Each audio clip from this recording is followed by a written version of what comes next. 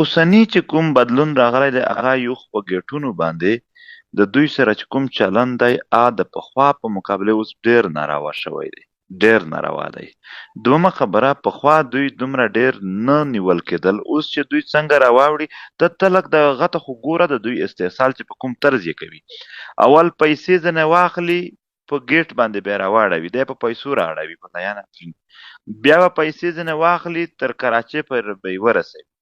د په لاره باندې په چیک پوسټونو صرف پیسې ځنې اخلي چې څنګه کراچۍ ته ورسېږي هغه هلته بیا ونسي، بیا به جیل ته واچوي، بیا به په جیل کې دوی نه نورې پیسې اخلي. یو کاروبار یې ځنې جوړ کړی دی دلته اوس. خو نو اوس دوی که نیول کولی کاروبار یې نه کولی، خو په چمن باندې به هلته نیولی وای یا په چمن باندې به هلته دی نه وای را پرېښودلی چې ستا سره اسناد نشته دی، ته غیر قانوني یې. دلته د اسنادو د غیر قانوني خبره موږ ځکه نه منو چې دا کوای خو دا به په چمن شوي وای. ته یو ځل په چمن پیسې واخلې را پرېږدې، بیا په مختلفو ګېټونو واخلې را پرېږدې، دا یې کراچۍ ته سره د مریض لاړ شي، ته سره د مریض ونځې هلته بیا ورته. نو دا اوس دوی کاروبار ځنې جوړ کړی دی. دومره خبره د اوسني ماحول چې جوړ شو په دې کې دوی دا سټیټس نه ورکوي او دغه نیول هم دوی د بلیک میلینګ په ذریعه کوي. نو دغه شی چې اوس دا بدل شوی دی، دلته کاروبار روزګار کې هم خرابي راغلی ده دوی ته. او بله خبره په افغانستان کې داسې کسان چې په پخواني حکومتونو کې کار کړی دی، یوازې په افغانستان کې نه ټارګېټ، دلته که تاسو ته یاد وي په کویټه کې هم ډېر داسې افسران یا ډېر داسې کسان چې هغه په تېر حکومت کې کار کړی و د دې ځای نه هم ورک شوي دي. نو په دې کې هم ورسره ملوث دي. دغه غادي خو دا راته ووایه چې اوس مثلا ایران، پاکستان او د طالبانو چارواکي او ملګرو ملتونو د کډوالو اداره یا UNHCR دوی دغه غونډه کوي، وایي چې 6 میلیونه افغانانو کډوالو لپاره باید اسانتیا شرایط برابر شي. د دوی هغه ستونزې چې تاسو هم اشاره وکړه، فکر کوئ چې دوی څه کولی شي؟ په دوی مو څه غږ دی چې څه وکړي؟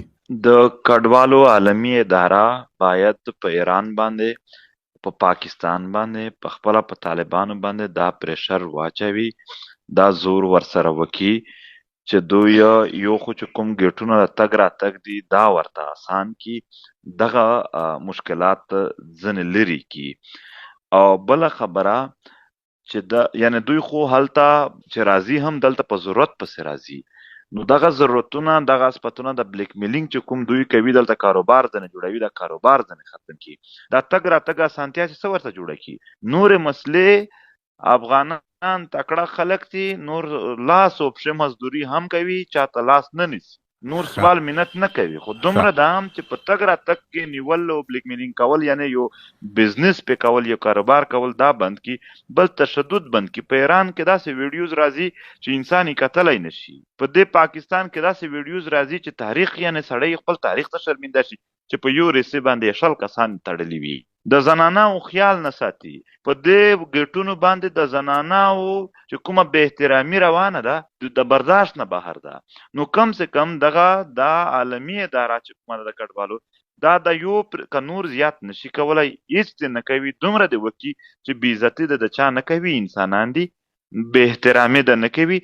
د تګ راتګ اجازات د افغانانو ته په ګاونډي ټولو هیوادونو کې فری کی، یعنی آزاده کی، چې دوی په دې ګاونډي هیوادونو کې تلای راتللی شي. ولې چې افغانستان د دنیا د جنګونو له کبله ړنګ پروت دی، نه هسپتال لري، نه یونیورسټي لري، نه بل سہولات لري. هغه انسانان دي چې کله هم دته د هسپتال دته د بل څه ضرورت شي، نو ظاهره خبره ده دی به پسې ځي چې چېرته هم وس ورسېده. نو که ګاونډي هېوادونه دوی ته آزاد شي په تګ راتګ کې، دوی به په اسانه تللی شي. په چمن کې تاسو ته وبخئ پښتین صاحب، وبخئ، په چمن کې تاسو په خپله وینا کې چې ولس ته مو کوله، هلته مو ویلي وو چې حالت د زغملو نه دی او ناسم چلن مو یاد کړی وو. دا مو هم ویلي وو چې خلک یا ولس باید حل لاره ولټوي. تاسو په خبرو کې دا هم وه چې که د پاکستان په ګټه وي دغه دروازه خلاصه وي او که په تاوان وي بنده وي. د ولس خبره چې کوو، فکر کوي چې ولس څه کولی شي؟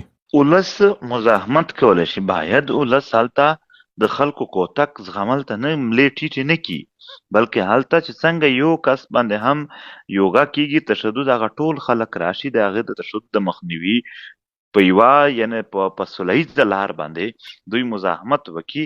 ځکه هم چې که ته سوله ییزه لار نه کوې خپله، بیا نور مشکلات جوړېږي خلکو ته او بیا نور په دوی لارې بندېږي. دلته مسله دا ده، غلام خان چې کوم ګیټ دی اوس دوی د کویلې او د نورو وسایلو دپاره فري کړی دی، نو په هغه باندې دوی د خلک په نورو ګیټونو بوځي، هغه ګیټ چې د ځان خپل کاروبار ته څه کړی دی. داسې چې کوم په چمن باندې د دوی خپل کاروبار دی هغه خلاص وي، په تورخم هم خپل کاروبار خلاص وي. دوی د افغانستان وسایل راوړي په هغې بده نه ماني، د افغانستان نه خپلې ګټې راوړي په هغې بده نه ماني، دلته خپلې فکټري پرې چلوي. خو که زمونږ د بر وطن یو ورور یو خور بیمار شو دلته هسپتال ته راتله، په هغې بیا بده ماني، هغه ته بیا سپک ګوري. نو ته چې دلته دومره سپک ورته ګورې خو هغه ځای په وسایل هم بیا ما لوټه که نه. نو دغه دا هغه خبره ده چې ولسونه که منظم شول، ولسونه که سره یو شول، بیا په سوله ییزه طریقه مزاحمت کېدلی شي، امکانات لري او اسانتیاوې هم پیدا کېدلی شي.